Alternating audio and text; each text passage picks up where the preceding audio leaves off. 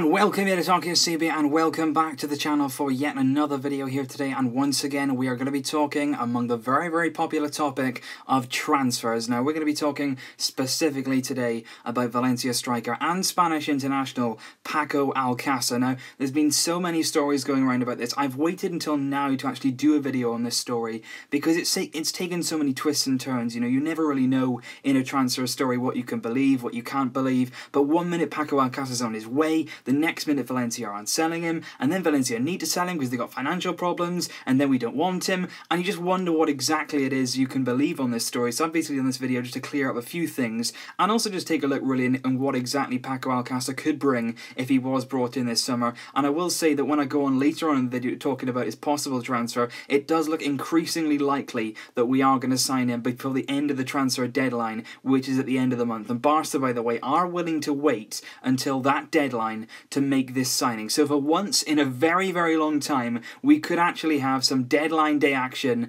in Barca territory. It's going to be incredible. So let's have a look first of all at what Paco Alcácer could bring if he is brought in. The reason he's being brought in is solely a replacement for Luis Suárez. He's not a player that can play out wide. He is solely a number 9. He's a player that plays through the middle, likes to make runs in behind the defence. He's very much what you would call a traditional penalty box player. He's one that likes to stay in the area. He is an out-and-out striker. He's not one that's going to drop back in and get involved with all the play. Luis Suárez, you know, is a player that can do that, but he's also a player that of late isn't doing that as much. He is being the striker, he is being the number 9, and he is the man who's in the box scoring the goals, finishing off chances, and certainly doing a very good job at it. So Paco Alcácer, in that sort of way, is going to be quite similar to Luis Suárez in the fact that he is going to stay in that number 9 position.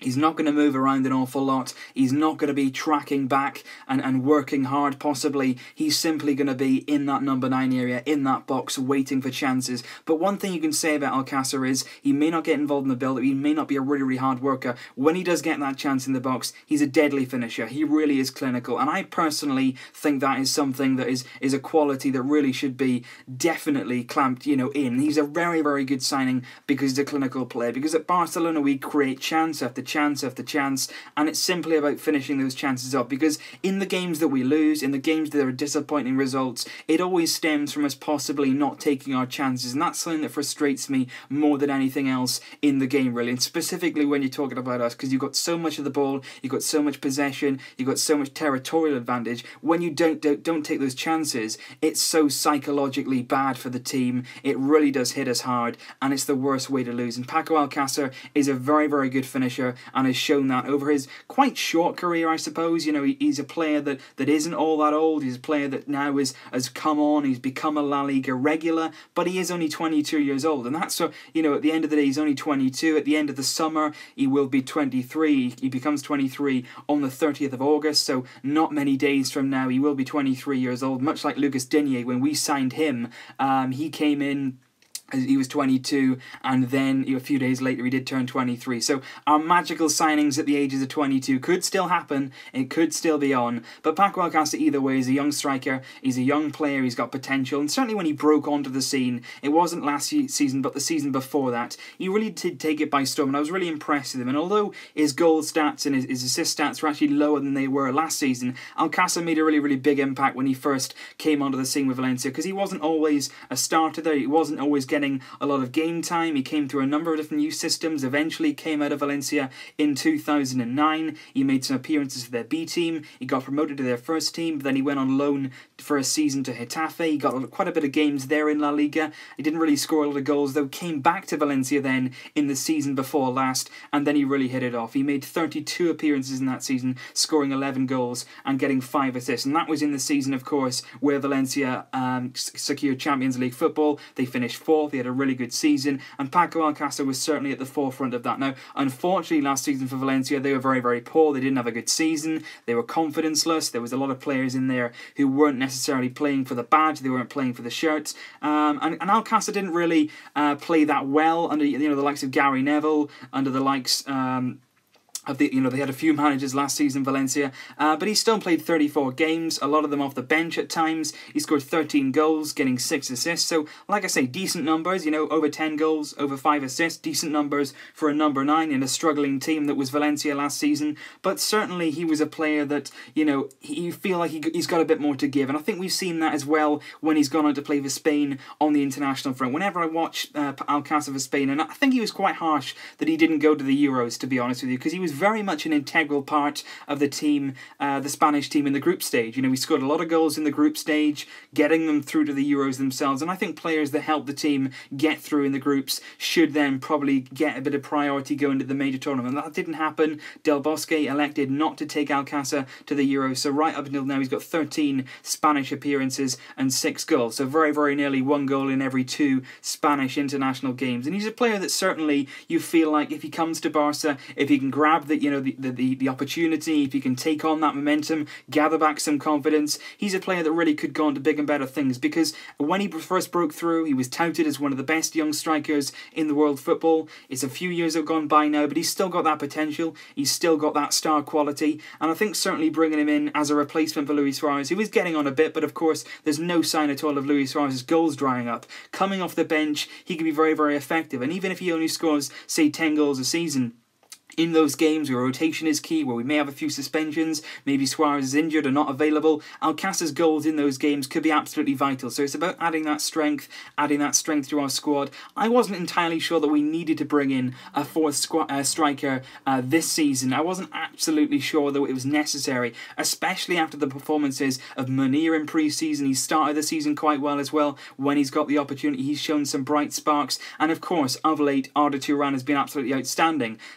Last week he scored goals in both games against Sevilla and also in our first game of the season against Real Betis. So he's certainly showing some signs of confidence and certainly showing some signs that if he is given the opportunities this season, he may be able to deliver. So I was thinking, do we really need to go out there and spend 30-40 million on a striker to come in and replace Luis Suárez? But possibly that still needs to be done because Munir and Arda are both more suited to those wing positions, where Alcácer is just a number 9. He's your out-and-out number 9, your traditional striker, and he could come in and certainly take up that role and take over from Luis Suárez when and if it's necessary. So we've learned a little bit more about Alcácer. He's a player that's experienced in La Liga. He has Champions League experience as well. He knows a lot of our team, due to being called up to the Spanish national team. He gets on. He speaks the language, of course, being from Spanish descent. But what exactly is going on with this transfer to Barcelona? Because it is something now that's been going on for a number of weeks. There's been agreements, there's been non-agreements, there's been meetings, secret meetings. What exactly is going on? Well, there's a number of reasons why there is so much turmoil surrounding this transfer, and it's very, very much a mirror image of what's going on at Valencia right now. Their owner, Peter Lim, came into the club, like I say, about 2 years ago.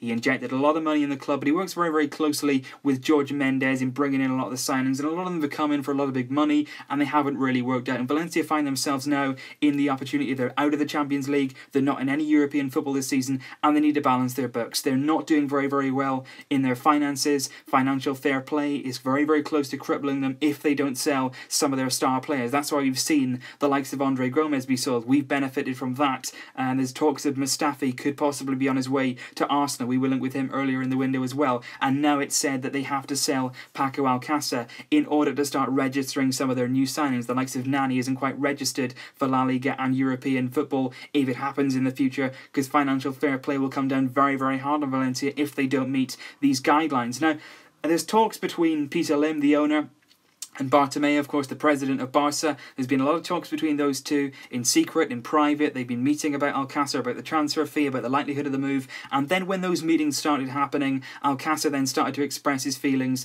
about wanting to leave the club. He doesn't feel like the club is going in the right direction. I think he's got every right to feel that. They lost on Monday night to Las Palmas at home. It was a poor first game of the season. The mood was negative. The team looked disjointed. There doesn't look like there's a lot of managerial prowess there in Paco Alcácer.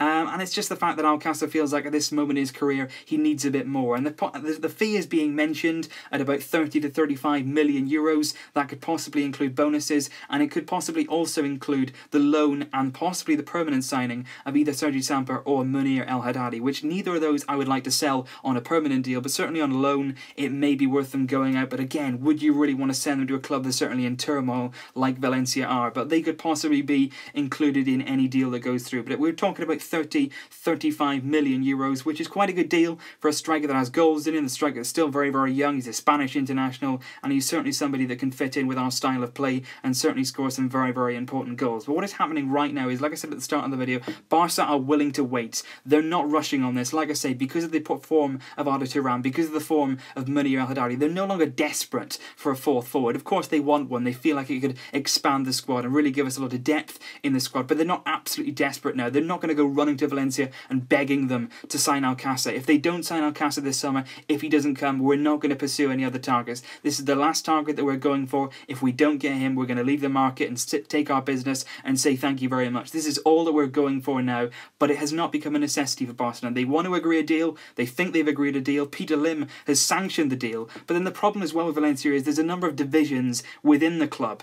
Jesus Garcia Pichara, he's actually the sporting and technical director at Valencia, and he is absolutely livid that they sold Andre Gomes to us. He is livid because he did not sanction that deal. Now, every deal that goes through is supposed to go through that sporting and technical director first, and the presidency then, it can go to the hierarchy and then they can approve it. He was never informed about the sale of Andre Gomes, so he absolutely doesn't want to sell Paco Alcácer.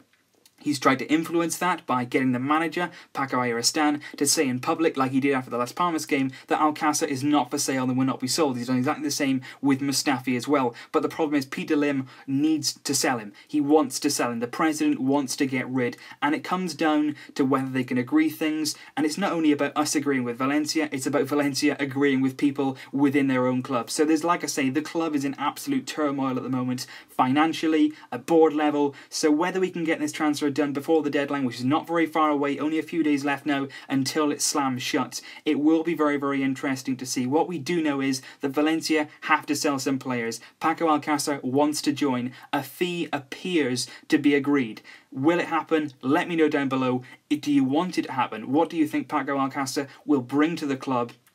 And do you want him to sign for the club? Will you be happy to sign a player of his quality, and a player do you think he can fit in at Barcelona? So let me know all those things down below, guys. Like I said, this transfer is absolutely crazy. Nobody really knows what's going on, but I expect that we're going to find out within the next few days, and it's going to be very, very exciting indeed. It could be a transfer that goes down to the wire. Leave your thoughts down below, guys. I will see you very, very soon. But until then, as always, it's been a pleasure. Vesga!